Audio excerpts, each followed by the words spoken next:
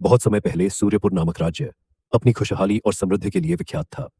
वहां के राजा वीरेंद्र सिंह प्रजा के प्रति अपनी जिम्मेदारी निभाने में कभी चूकते नहीं थे। लेकिन अचानक वहां अजीब घटनाएं होने लगीं। हर अमावस्या की रात 2-3 लोग गायब हो जाते थे। राजा वीरेंद्र सिंह ने जांच शुरू की, लेकिन कुछ पता नहीं चला। एक दिन एक बूढ़ी औरत ने बताया कि जंगल में अमावस्या की रात नीली रोशनी दिखाई देती है, जो इन गायब होने वाली घटनाओं से जुड़ी हो सकती है। राजा ने खुद जंगल में जाने का निश्चय किया। राजा और उसके सैनिक जंगल में गहरे उतरकर एक खंडहरनुमा हवेली में पहुंचे, जहां नीली रोशनी आ रही थी। अंदर एक दुष्ट जादूगर कालकेतु एक जादुई क्रिस्टल के पास बैठा था और मंत्रों से अपनी शक्ति बढ़ा रहा था। उसके चारों ओर पिंजरों में बंद गायब हुए लोग बेहोश पड़े थे। जैसे ही उसने राजा को देखा, हवेली का दरवाजा जादू से बंद हो गया। जादूगर ने आग और बिजली से हमला किया और धीरे धीरे राजा के सैनिक बेहोश हो गए। उसने राजा को भी जादुई पिंजरे में कैद कर लिया। राजा ने देखा कि कालकेतु बार बार क्रिस्टल को छूकर अपनी शक्ति बढ़ा रहा है। राजा को समझ आ गया कि वही क्रिस्टल उसकी ताकत का स्रोत है।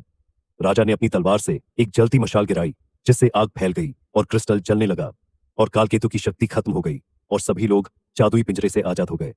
राजा ने आजाद होते ही सीधे कालकेतु पर हमला किया। उसकी तलवार जादूगर के दिल के पार हो गई।